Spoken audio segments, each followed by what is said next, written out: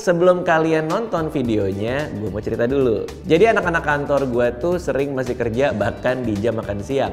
Pas gue tanya alasannya, katanya nanggung dikit lagi kelar biar bisa langsung kerjain yang lain. Tapi mungkin karena saking giatnya mereka bisa makan dan ngemil sambil kerja. Nah, karena saking seringnya mereka kerja pakai PC dan laptop, gue ngeliat keyboard mereka jadi kotor, ada bekas sisa-sisa makanan. Jadi gue beliin buat mereka tuh ini. Ini dia kuas pembersih keyboard PC dan laptop. Kalau keyboard berdebu atau kotor, kuas ini bisa bersihin kotoran yang terselip di sela-sela keyboard. Ukurannya kecil, gampang dibawa kemana-mana. Buat kalian yang mau beli juga, langsung cek Tokopedia Serbu Official setiap tanggal 13 sampai 24 untuk dapetin diskon berlipat ganda. Di sana bisa nemuin flash sale sampai dengan 99%, merchant voucher sampai dengan 1,3 juta, dan cashback dari banyak brand populer. Langsung cek Tokopedia sekarang atau klik link di deskripsi. Sekarang, mari tonton videonya. Halo semuanya, udah lama banget nggak ketemu Panji Pragiwaksono. Gua tuh udah lama banget nggak ketemu lo ya. Gue harus catching up sama lo karena terakhir kali gue ketemu lo, gue tahu kabar lo adalah si Puput kalau nggak salah ngomong ke gue, bang dia bilang si Bang Panji bawa keluarganya ke Amerika. Terus tapi kan lu udah tahu. Nggak tahu gue kalau lo bawa keluarga lo. Gue setahu gue, lo pergi ke New York, lo mau mencoba open mic make it big di The Big Apple ya kan. Terus tiba-tiba gue dengar kabar lo bawa keluarga lo ke sana semuanya. Terus gue langsung telepon lo kan, gue bilang bisa telepon nggak? Gue telepon lo bawa semuanya ke sana. Iya. Terus lo bilang, kok gue nggak diajak? Emang gue bukan keluarga? Lo bilang gitu kan? Iya. Gue bilang bukan, Dit. Nah terus apa? Panjang tuh kalau 2 jam tuh. Iya, gue bilang bukan. Nggak udah. Jadi panjang. Iya. Nggak, tapi pertanyaan gue adalah gimana lo kok? Gimana ceritanya sih? Kenapa jadi keluarga lo ikut-ikutan sih? Lo kan punya bisnis di sini, keluarga lo udah sekolah di sini, udah apa segala macam. Terus lo mau bener-bener start over semuanya ya? Lo mau ngapain sih sebenarnya? Gue mau kabur dari BNN. Mereka mulai curiga sama gue dan materi stand up gue terkait ganja. Enggak dong. Enggak. Emang dari awal kan rencananya mau bawa keluarga. Gue nggak tahu soal itu. Emang iya? Tahu, lu nggak pernah nyimak aja. Emang nggak nyimak sih? Orang tuh kalau hidup di Menara Gading tuh gitu. Enggak, tapi beneran. Gue tuh lagi mikir pengen nyoba sebulan di Australia. Tapi ini beneran nih. Gue lagi pengen nyoba sebulan di Australia sama keluarga gue. Terus gue lagi ngobrol sama Anissa. Edgar maksudnya? Hah? Keluarga lu? Bukan.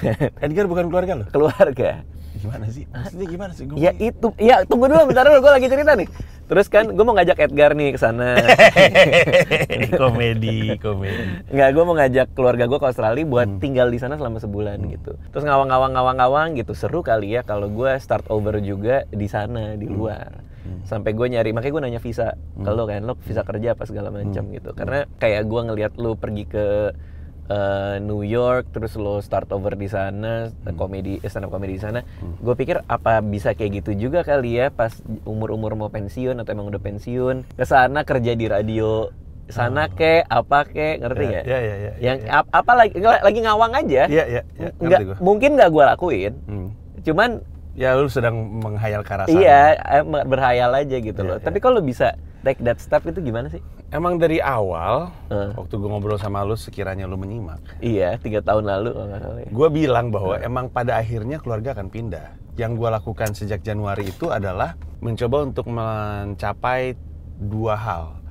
Izin kerja dan tempat tinggal. Itu yang gue cari ketika gue kesana. Iya, karena awalnya yang gue tahu lo mau coba mulai dari awal lagi di New York kan. Lo mau coba scene New York, scene stand up New York kan adalah ininya di sana gitu, pusatnya di sana. Betul. Lo bilang ke gue mau nyoba dari open mic lagi, terus gue bilang lo gila sih, gue terlalu mager sih untuk ngebayangin aja, udah males gue.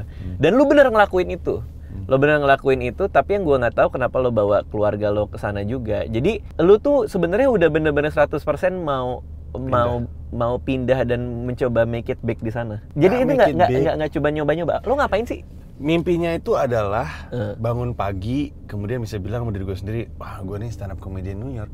Udah itu doang. Terus lo udah bisa sekarang? Udah, itu sudah.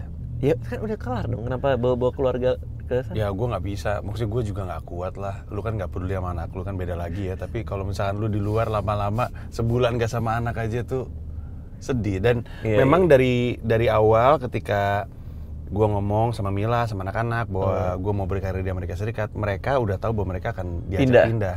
Cuman gue bilang ayah akan mulai duluan nih dari awal tahun, karena ayah mesti nyari orang yang mau jadi penjamin untuk visa O1. Visa O1 itu adalah kalau di kategori tulisannya adalah alien with extraordinary ability. Jadi orang asing dengan kemampuan khusus. O1 itu bukan cuma untuk entertainer, bukan untuk penari, komedian, termasuk untuk buzzer atau influencer atau pembicara seminar bisa. YouTuber O1. bisa. Kayaknya YouTuber tuh O1 deh. Serius? Pokoknya people with extraordinary ability. Terus kalau udah dapet O1, makanya lo minta surat gue ya? Iya. Kan minta gue nulis surat buat lo untuk kedutaan kalau nggak salah. Betul. Jadi intinya ada beberapa syarat untuk punya O1, tapi dasar dari syaratnya adalah buktiin bahwa lu tuh emang seseorang dengan prominent extraordinary ability di Indonesia. Nah, jadi butuh nama-nama prominent untuk membuktikan. Ada lu, ada Pak Manoj, ada banyak nama-nama untuk nyertain, ya betul si Panji ini adalah entertainer. Oke, gampang nggak dapetnya? Kalau yang gua dengar, gue dapatnya relatif cepat karena mungkin lawyer gue di sana juga minta dokumen lebih dari yang diminta. Apa bedanya lo kesana, lo jadi komik, terus lo pakai visa kerja? Kenapa harus pakai O1? Jadi kesimpulan gue adalah kalau mau kerja di sana emang untuk gue tuh visanya O1. Oh bukan bisnis visa lo kontak komedi klub mana dia hire lo ini? Enggak. Iya bukan. O1 itu adalah visa untuk gua, untuk kerja. Nah O1 otomatis dapat O3. O3 itu untuk keluarga. Jadi kalau O1-nya dapat, berarti istri dan anak-anak gua udah pasti dapat. Semuanya? Iya. Jadi nggak ada limit itu? Nggak ada. Istri 2 anak boleh? Iya betul. Pas gua tahu bahwa O3-nya itu udah given dari O1, ya udah ini jalan yang mau gua ambil. Karena pada akhirnya kan anak-anak akan sekolah gitu. Oke, gua punya banyak banget pertanyaan buat lo. Pindah ke sana nih ya. Terus gue ngeliat lo jualan di pinggir jalan tiket stand up lo kan. Iya. Iya kan? Iya. It's okay sister. Boleh kakak? Bukan. You can sister, you may. Boleh kakak. Iya. Bahasa Inggris lu. Iya. Oke ya. Lu yakin lu mau ke Australia lu? Bahasa Inggrisnya kayak gitu. Enggak, lo kan jualan gitu kan. Iya. Tapi barking namanya. Apa? Barking. Iya, barking gitu kan. Berarti kan safely to say ya kalau misalnya tuh lu juga masih dari bawah banget kan. Bener nggak? Iya. Karena kan lu jual tiket $10 nih. Iya. Terus lu dapat berapa biasanya? Misalnya $10. Gua nggak dapat cut dari pintu. Jadi dapatnya dari bayar putus. drink. Hah? Bayar putus. Dia bayar lu? Iya. Ada yang tergantung. Kalau yang lu lihat itu gue manggung di Producers Club Theaters, mereka tuh tahu gue. Jadi mereka berharap gue bawa penonton, audiens Indonesia. Tapi kalau di Comedy Club mereka nggak terlalu tahu gue dan nggak terlalu peduli. Pokoknya lu ada waktu kosong nggak? Ngisi nih dibayar. Itu 5 minute ya? Tight 5 ya? Iya. Enggak, kalau di Eastville gue manggung 15. 15? Iya. Oh itu langsung dapat 15? 15 menit ya. Komik baru pun 15? Semuanya iya. Oh. Iya, semuanya 15 menit. Wow, oke, lo 15 menit main, lo dibayar putus? Iya, dibayar pakai Venmo, dibayar dipakai itu, pakai handphone ya? Karena lo kesana bawa anak istri, terus New York itu kan salah satu kota paling mahal di dunia nih. Di bawah Tokyo kalau nggak salah, dia nomor 2, nomor 3. Secara budgeting itu udah ketutup atau lo masih ada subsidi dari kerjaan lo di Sebenarnya gue udah nyisain tabungan untuk tinggal 3 tahun. 3 tahun ini, 3 tahun udah termasuk ke sewa apartemen untuk 3 tahun. Oh itu tabungannya, lo udah nyiapin apapun yang terjadi 3 tahun bisa hidup gitu ya? Iya. Oke. Terus? Tapi sebenarnya, saya ngaku aja ya, sebenarnya itu dana darurat. Jadi sebenarnya kan nggak boleh disentuh. Tapi ini kan keadaan darurat juga. Lo tahu Pinot kan? Tahu. Kan Pinot kan kena stroke ya? Kena stroke gitu. Terus itu jadi pertanyaan balik lagi, mana Pinot di sana di New York bawa keluarga, for something bad happen gitu kan. Dan lo ada pengalaman lo pernah sakit juga. Betul. Yang lo pingsan di Bali ya. Sehingga gue pikir ya udah sebisa mungkin duitnya ada, endepin di rekening Amerika yang untuk bayar, tapi kalau gue bisa hidup dari duit AdSense YouTube, membership YouTube, plus pemasukan dari Cumikero.id, ya udah kita atau duit tour. Atau duit tur tuh salah satu yang udah gue alokasi untuk ini. Oke. Kenapa nggak insurance? Kan asuransi itu bisa nge-cover semua itu. Itu juga, tapi kan maksud gue punya asuransi jiwa, punya asuransi kesehatan, gue harus punya asuransi di Amerika Serikat sih. Tapi maksud gue itu mahal gila kan di sana. Mahal, tapi harus punya. Nah jadi ya kita mah nambah-nambahin aja dana yang yang bisa kita siapkan kalau misalnya ada kenapa-kenapa. Jadi udah sekarang sebenarnya sih gue bilang gue stand up comedian di New York. Tapi kalau misalkan kita ngomongin si Panji hidup dari apa ketika di New York, ya dari YouTube, gue YouTuber berarti. Oke, karena masih lebih banyak di cover sama YouTube YouTube ya? betul. Stand up gue masih orang bayar cuma $15, $17. Oh, $15 per set? Iya, per main? per main. Oke, menarik banget. Terus berarti lo nyari apartemen tuh udah ada. Anak-anak lo sekolah di mana? Di state school atau? Iya, di public school. Boleh berarti? Boleh, justru harus. Lucu. Jadi di Amerika Serikat itu kalau ada anak itu harus sekolah, walaupun orang tuanya ilegal. Sebenarnya. Karena katanya mereka, karena pendidikan adalah hak anak, tapi juga karena mereka tahu kalau anak-anak illegal imigran ini nggak disekolahin, mereka akan jadi masalah sosial belakangan. Jadi anak-anak tuh harus sekolah selama bisa ngasih bukti bahwa lu domisilinya di sekitar situ, karena sistemnya sistem zonasi, rayon gitu. Rayon. Iya. Jadi salahnya gua adalah gua akhirnya dapat rumah, bayar dan dapat lease document itu, proof of residence-nya itu mepet banget ke kepulangan gua ke sini untuk tur. Akhirnya anak-anak gua belum daftar.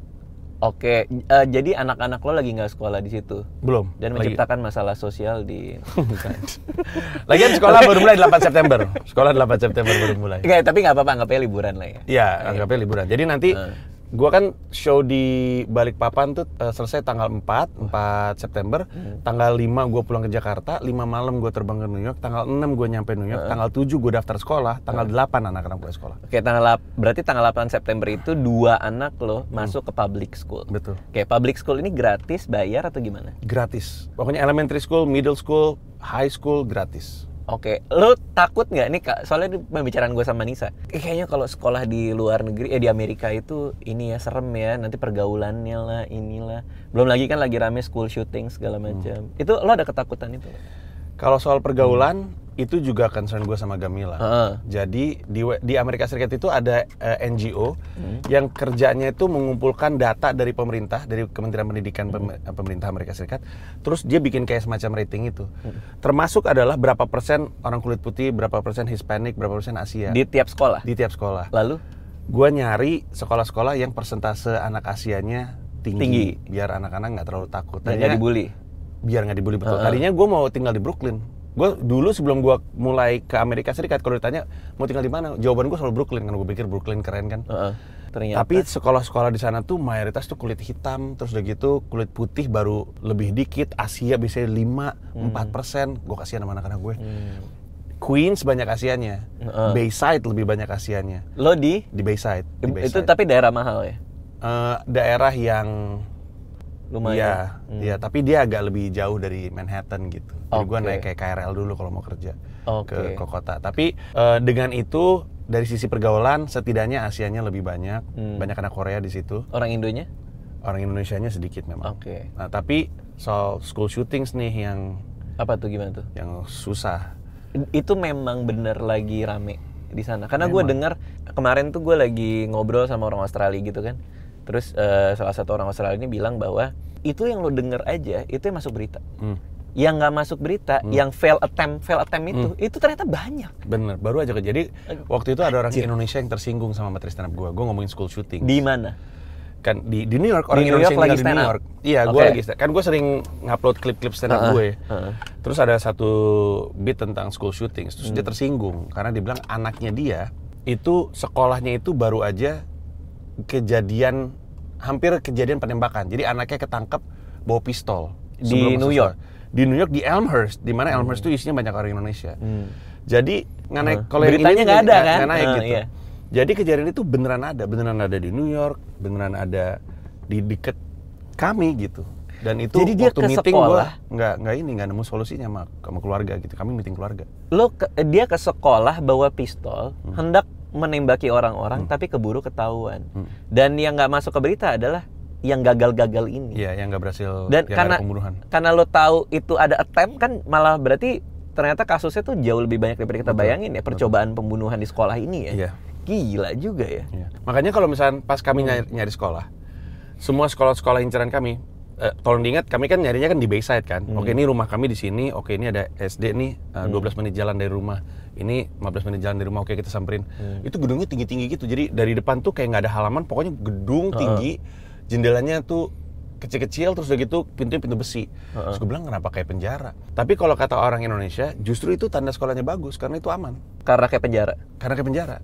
Karena aman, jadi orang penembak tuh nggak mudah untuk masuk. Kalau pas lu buka pintu besinya nggak ada jendelanya, jadi lu mesti tet atau dong, baru dibukain pintunya di dalam polisi. Sebenarnya kan kalau di Indonesia kan kita tahu itu sekolah kan karena dari depannya ada halaman, gitu-gitu kan. Jadi emang bentuk sekolahnya aja mengikuti keadaan. Jadi kayak gitu ya.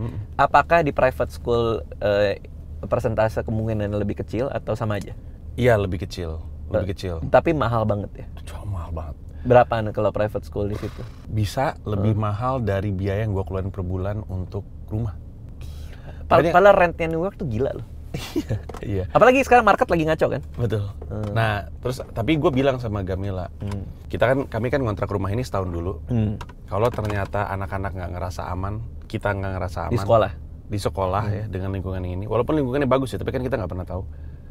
Ya udahlah kita public school, terus ya udah kita berdua genjot kerjaan dengan lebih ekstrim. Private school maksudnya? Private school private school, tapi kita genjot kerjaan lebih oke aja. Tapi itu di sekolah, kalau syuting di luar itu udah terserah sama takdir ya? Iya. Karena itu kan juga lumayan sering kan? Iya, anak-anak udah diajarin gimana caranya bersikap di dalam subway station, menghindari tempat-tempat turis kayak Times Square, karena biasanya suka ada orang-orang aneh gitu-gitu. Subway-nya sendiri bagus nggak? Karena kan gosipnya kan, gue nggak pernah ke New York soalnya. Coba follow Instagram @subwaycreatures. Ada apa aja itu? Aduh, itu aneh-aneh banget. Ada tikus sekeluarga masuk ikut naik kereta, masuk santai kayak seakan-akan bawa koper tapi enggak sih. Terus gitu ada orang-orang gila banyak.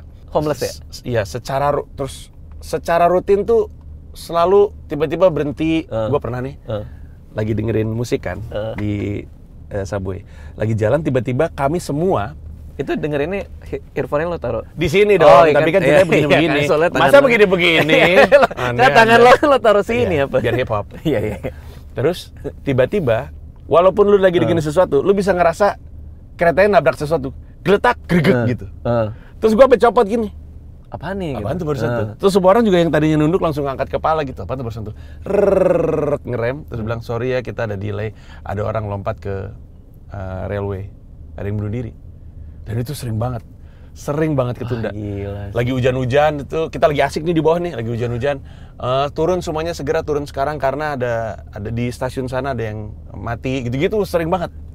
Bukan cuma suicide berarti ya? Ada pembunuhan juga? Ada pembunuhan, ada di subway? Hate Asian crime. Hate Asian crime apa tuh? Kayak dipukulin atau? Dilempar. Enggak dong. Didorong, demi Allah. Enggak sih. Jadi ada orang saking bencinya sama orang Asia. Iya. Di platform subway didorong. Pas keretanya mau lewat. Terus ketabrak. Iya. Perempuan waktu itu. Wah, lu gila sih. Gua gila sih. Lu jalan nih, gila lagi sih. menuju open mic, lu jalan. Tiba-tiba ada pohonnya ada foto, terus ada bunga-bunga. Ada orang Asia, perempuan dibunuh, baru mau pulang ke apartemennya. Waduh, sering banget kayak gitu. Segitunya? Sering banget, gara-gara COVID. Tapi lu kan orang Asia. Memang. Lu nggak takut? Takut. Tapi lu nggak kayak Asia sih. Lu kayak Mexican kan? Kayak banyak orang yang bilang Filipin. Kan? Kita orang Indonesia tuh selalu disangka Filipin. Mereka nggak punya referensi orang Indonesia soalnya. Tunggu. Berarti hate Asian crime ini itu Asia yang kayak lu ini selamat tapi? Oh enggak, tetap kena. Oh, tetap kena. Sama mereka pukul rata. Gua pikir apa yang hanya Japanese, Chinese yang look alike gitu. Tapi memang karena pada intinya mereka ini bunch of losers ya yang ngebunuh ini, targetnya biasanya perempuan Asia, ibu-ibu, nenek-nenek Chinese. Jadi benci aja. Tapi nggak berani kalau ke laki, nggak berani ke orang dewasa, takut konsekuensinya. Dorong aja gitu, bunuh aja gitu. Aduh, banyak banget. Wah gila sih, gua nggak nyangka se-Bronx itu sih, se-chaos itu sih.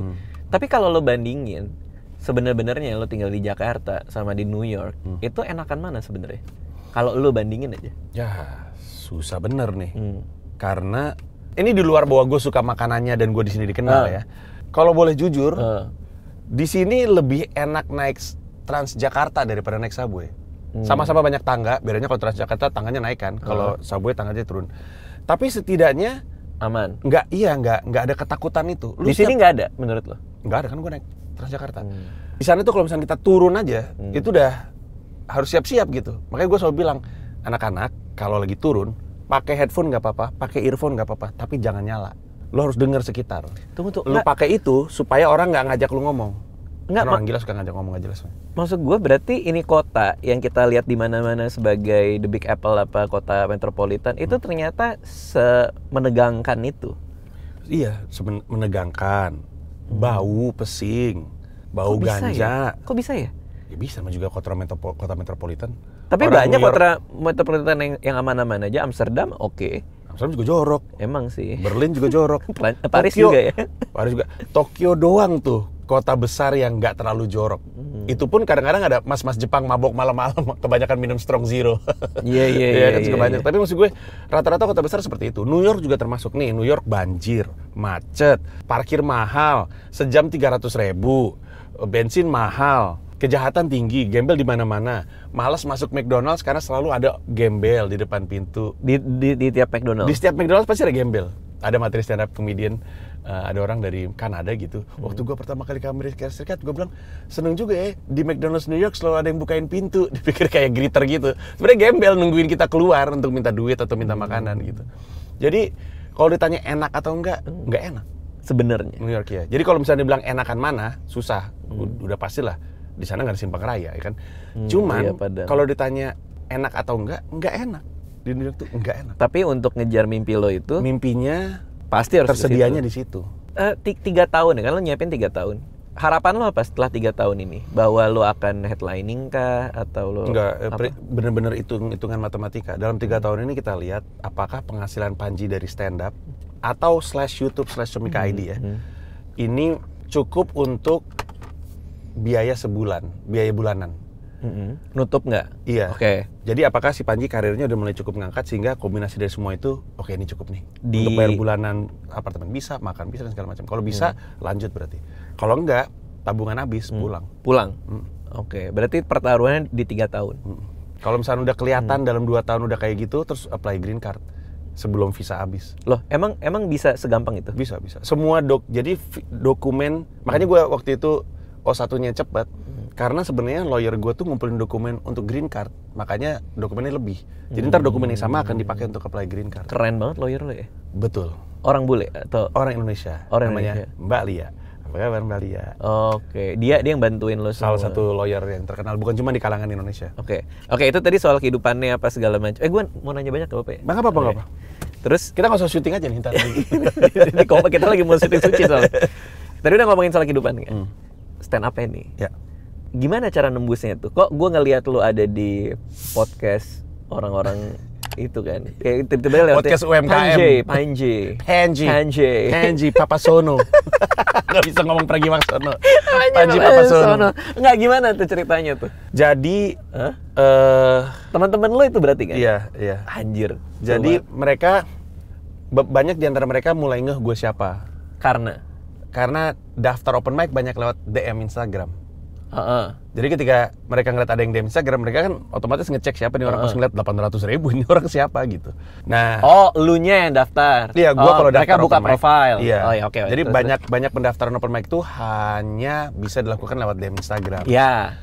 Gue sebenarnya kenal sama orang-orang ini tuh gara-gara kami satu show, terus mereka mulai ngelihat siapa nih kok bawa 15 orang, bawa 20 orang gitu. Itu gede tuh buat di sana ya? Iya, untuk di sana lumayan.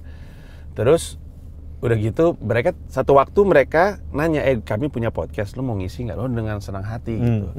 Pas gua ngisi meledak rame subscribernya dan viewershipnya. Karena orang Indonesia nonton. Betul. Oke. Karena orang Indonesia pada datang. Oke. Terus makanya si teman gue namanya Kevin Sanchez, sekarang dia kalau lagi stand up dia bilang I'm the third biggest comic in Indonesia katanya. Oke. Karena orang Indonesia. Dia tahu dia gitu. Terus gara-gara reputasi itu podcast lain mulai ngajakin. Jadi gue sekarang berkenalan dengan komika-komika New York via podcast. Jadi ya mereka mau audience gue, tapi gue mau reach out ke mereka karena gue pernah mampir ke sebuah podcast. Kelar dari podcast itu, ternyata salah satu produsernya itu adalah booker di comedy club, di Brooklyn Comedy Club. Terus lu mau nyoba ngisi nggak gitu, mau gitu. Terus udah tiba-tiba gue ngisi, gue dapet pass langsung dapat pass. Dapat pass comedy club tuh susah sekali, ada banyak. Pass itu apa maksudnya? Jadi orang yang kerja rutin di comedy club. Oke. Jadi komedian-komedian itu selalu pengen dapat pass di comedy club gede tentunya.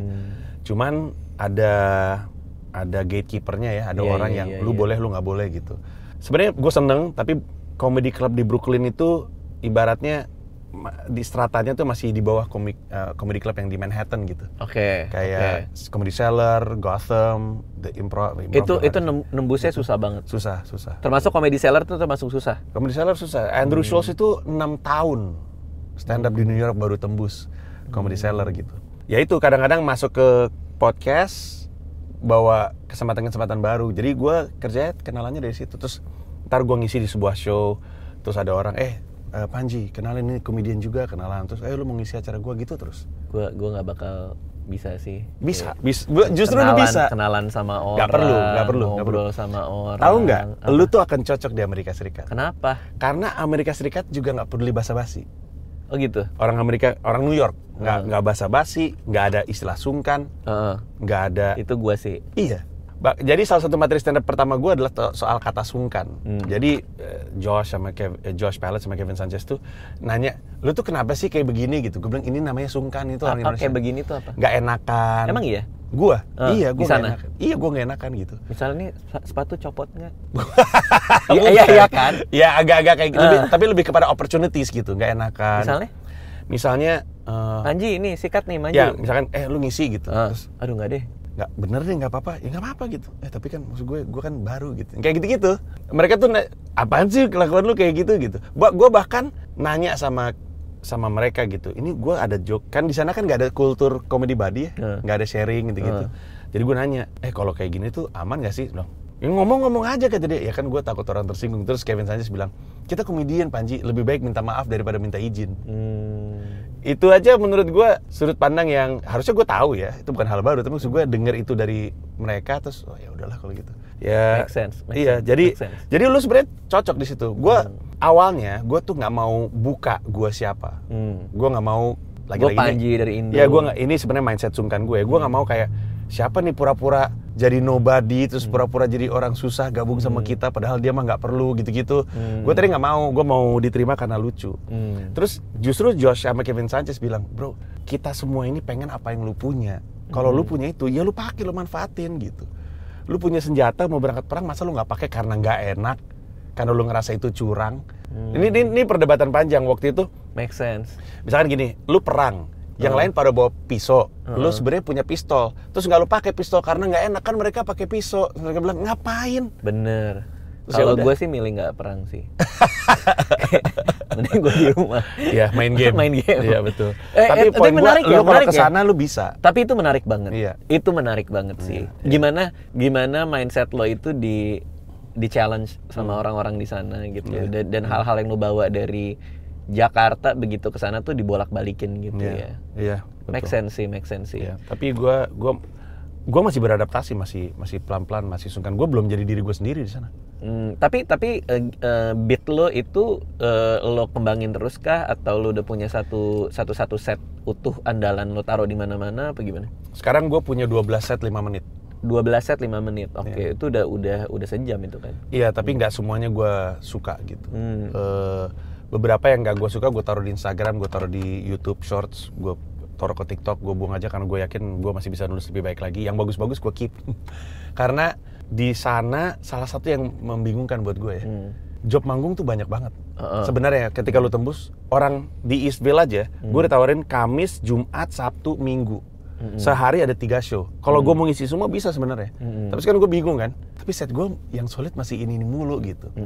Lagi-lagi mungkin ini sungkannya gue. Karena kemudian di sana, apaan orang gue udah bertahun-tahun pakai set yang sama, nggak apa-apa biarin aja gitu. Iya kan gitu kan logikanya. Sebenarnya. Tapi gue juga ada perasaan. Ya? Iya, gue pengen orang yang ngelihat gue. Karena yang paling membanggakan buat gue adalah ketika orang Amerika yang nyamperin gue, yo, that's some funny Instagram lu apa? Oh itu gue seneng banget itu. Karena untuk waktu yang cukup lama yang kayak gitu tuh cuma orang Indonesia. Tapi pelan-pelan, ketika gue ada show nih, yang nonton cuma 8 tapi semuanya orang Amerika, gue seneng gitu. Kemarin gue habis ngisi show, namanya Topless, Top LES, Lower East Side, acara rooftop gitu. Itu mungkin dari 50 yang nonton, orang Indonesianya mungkin cuma 7. Terus gue happy gitu. I'm a Muslim tuh, kata dia. Kan gue ada materi standar tentang menjadi Islam. 50 penonton itu enak tapi ya untuk di sana. Maksudnya secara klub apa segala macam. Iya. Sejauh ini, ya? 6 bulan gue di Amerika, penonton terbanyak gue tuh 58. Dan itu enak. Enak karena di comedy club. Enak sekali. Iya. Itu semua tergantung tempat juga kan. Betul. Kalau yang di Topless tuh karena outdoor ya, mungkin nggak terlalu gimana gitu. Tapi kalau yang di comedy club tuh enak sekali. Berarti projection lo itu adalah lo ngulik terus di Brooklyn, comedy club di sana lo iniin, lo jadi punya pass di sana. Abis itu lo baru ke Manhattan. Harapannya gitu kan? Kemarin habis audisi untuk tembus salah satu klub. Iya. Terus apa yang terjadi? Tembus. Kenapa? Wah, seru banget. Nggak tahu gue. Hah? Nggak tahu. Jadi gimana nih? Jadi ini ada satu comedy club. Iya. Oke, terus lo mau ngisi di sana untuk dapat pass atau hanya untuk tampil? Untuk dapat pass. Untuk dapat pass. Jadi mereka rutin buka audition gitu. Mereka nyebutnya New Talent Showcase. Oke, berapa orang yang ikut audition? Kemarin mungkin 8. Oke, lo 8 tampil di depan? Orang. Jadi gini, itu bringer show namanya. Jadi 8 orang ini boleh manggung kalau bawa 4 penonton. Oke. Kalau lu bawa lebih dari 4 penonton, lu dapat 7 menit. Oke. Nah, gue waktu itu posting tuh di Facebook tuh ada grup. Aduh, gue lupa nama grupnya apa. Tapi grupnya isinya orang-orang Indonesia semua. Gue bilang, guys, gue minta tolong dong. Gue cuma butuh 4 orang nih. Buat datang. Iya, gue pengen manggung gitu. Ada yang datang kalau nggak salah 12. Nah, karena gue paling banyak bawa orang, gue jadi headliner di situ. Jadi gue manggung 7 menit. Terus, menurut gue pecah. Menurut gue. Tapi terus nggak ada kabar. Lo headlining, lo bawa orang paling banyak, terus lo pecah. Kenapa lo nggak tembus? Nggak tahu gue. Yang tembus siapa? Nggak tahu gue, belum ada kabar juga. Nggak tahu. Belum ada kabar kali, bukan ya nggak kan, tembus. Ya gue nggak, ya siapa tahu di antara 8 itu ada yang dapat email, lu udah mulai reguler, kan gue nggak tahu. Kejadiannya gitu. Kapan nih? Baru, nggak sih kayaknya. Enggak, ya mungkin 3 minggu yang lalu. Kayaknya belum aja sih. 3 minggu. Nggak mungkin selama itu. Gue juga nggak tahu sih. Tapi ya mungkin gue yang salah karena berharap kabar dapat seminggu kemudian. Bahkan setelah manggung, kan show-nya selesai tuh kan. Itu kan manggung kita kan jam 6 sampai jam 8. Jam 8 tuh mulai show regulernya si namanya West Side Comedy Club. Si ada namanya Clayton, si organizer itu bilang, funny nanti kita ngobrol ya di atas ya. Gue tunggu dong di atas. Orangnya nggak nongol-nongol. Kok gitu deh gue pulang, ya nggak tahu gue. Nah, tapi gue udah berdamai dengan fakta bahwa memang ini adalah bagian dari rutinitasnya. Makanya gue nggak terlalu ngerasa perlu punya milestone. Udahlah, jalanin aja lah gitu. Lu nonton film animasi yang judulnya Soul nggak? Iya. Ya, lu tahu nggak bagian si musisi jazznya bilang soal ikan kecil? Untuk yang nggak ngerti, ikan kecil. Jadi ada cerita ikan kecil, ikan remaja ketemu sama ikan tua. Hey, apa kabar ikan tua? Saya mau ke laut dong gitu. Terus kata ikan tuanya, laut? Lah ini laut. Nah ini mah bukan laut, kata si ikan muda. Ini mah air gitu. Yang mana? Di bagian mana dari film Soul ada gitu? Ada di bagian terakhirnya. Lu tahu ini film yang sama nggak ini kepala kita? Yang dia masuk lobang, dia meninggal, terus ketemu sama si 13 berapa? Ya itu. 13 ya? Ya si guru musik. Guru musik jazz. Kan dia selama ini kan pengen jadi session player untuk seorang jazz player terkenal. Iya, si cewek yang nyanyi itu. Setelah dia berjuang, akhirnya dia hidup lagi dan berhasil jadi session player. Tapi bagian mana yang ada? Pas dia keluar, setelah selesai, keluar, terus si karakter utama itu Gamang ditanya sama si musisi jazz legendaris. Kenapa lo gitu? Enggak, gue pikir ini yang gue pengen. Tapi kok gue masih ngerasa Gamang. Nah, si analogi itu berusaha untuk bilang bahwa kadang-kadang tuh orang kalau bilang dia punya cita-cita, dia punya gambaran spesifik cita-citanya kayak gini. Sehingga kalau misalnya sebenarnya cita-citanya terwujud, tapi bentuknya nggak kayak gitu, dia pikir dia belum mencapai cita-citanya. Padahal udah. Nah, cita-cita gue tuh hidup di New York jadi seorang komedian. So this is it. Hidup menjadi seorang komedian. Gue waktu itu, gue sampai sentimental sendiri. Gue waktu itu pulang jam 10:30 malam ke rumah, anak-anak sama Mila ada di rumah, berdiri di kereta. Terus tiba-tiba sadar bahwa this is the life that I was aiming for. Gila, seru banget ya. Tapi menarik ya. Jadi yang lo kejar tuh bukan fame fortune ya, tapi the whole kehidupan, romantisme di kepala lo adalah ini ya. Iya. Gara-gara nonton Andrew Schulz. Andrew Schulz tuh punya Infamous. 441. Bukan Infamous kan baru. Iya, yang di YouTube. Tahun 2017 dia rilis 441. Yang di YouTube kan? 4 comedy club, 4 set, 1 malam. Tahu. Gue nonton itu, ini keren banget ini. Iya, emang keren. Pindah dari satu tempat ke tempat lain, manggung. Oh my god, this is the life. Itu yang gue pengen. Tiba-tiba satu hari gue nyadar bahwa gue habis dari satu tempat mau nguber ke tempat lain, terus habis itu gue pulang, terus gue pikir, dan capek sebenarnya, cuman gue pikir, wah ini dia nih sebenarnya yang gue cita-cita, ini bentuknya. Ya udahlah, let's just be happy about it gitu. Oke. Oh, menarik banget. Jadi lo udah jalan ini semua. Gamila lagi di sana atau di sini? Sekarang lagi di sini. Anak-anak lo juga di sini. Abis itu kalian balik lagi ke New York. September awal ya. September Abis itu udah awal. di sana terus nggak balik. Abis itu udah kuliah apa segala macam. Kuliah apa, sekolah dan lain-lain. Kerjaan lo gimana? Ini lagi ngomongin kerjaan gue sebagai entertainer atau sebagai CEO? Dua-duanya? Kalau sebagai entertainer udah berkurang drastis. Sebagai entertainer tanggung jawab gue yang tersisa adalah Komedo Menoy. Ini kan sekarang gue lagi di Indonesia. Ini pun juga gara-gara mundur. Betul. Ini juga gue lagi jalanin tour dan nanti 4 Desember di Istora Senayan. Tapi di antara ini, tour gue saat ini dan closingnya di Istora, nggak ada apa-apa lagi. Tanggung jawab gue cuma itu. Jadi nanti Desember tuh gue pulang bentar ninggalin anak-anak sama keluarga untuk manggung di Istora, habis itu balik lagi. Nah kalau sebagai CEO di Comika, Angga Diandri sekarang co-CEO. Jadi berdua. Kayak kalau di Netflix ada Reed Hastings sama Ted Sarandos. Nah ini kami jalan berdua. Gue masih running juga, tapi day by day bisnisnya Toro Angga Diandri yang jalanin. Dan waktu gue sama Rama ya, komisaris yang satu lagi milih dia itu salah satunya adalah karena kami percaya di antara semua orang yang kami kenal, room to grow-nya tuh masih tinggi banget, growth mindset-nya tuh bagus lah, dan kelihatan dia pelan-pelan fit in ke role-nya, tapi butuh waktu ya, belum juga setahun. Tapi praktek jalanin bisnisnya Angga Diandri yang jalanin, guenya koordinasi sama dia seminggu sekali. Dan nanti akan lo lepas 100% tuh? Iya. Ketika waktunya udah siap, gue lepas 100%. Oke, seru banget ngobrol sama Panji ya, thanks for catching up. Seru sih ngeliat perjalanan lo sih, karena gue juga suka nontonin YouTube lo tuh. Iya. Lo nggak mau jadi member gue? Member apa tuh? Nambah lah. Lo belum lihat ya daftar member lo ya? Enggak. Coba lu komen di YouTube gue pengen lu tuh ada badge-nya atau enggak? Ayo. Nah, HP gue udah 2 minggu rusak. Ji. Ya udah nggak apa-apa lah, 30.000 doang ya Allah sebulan ya Allah, Raditya Dika. Terima kasih semua yang nonton ya. Dah.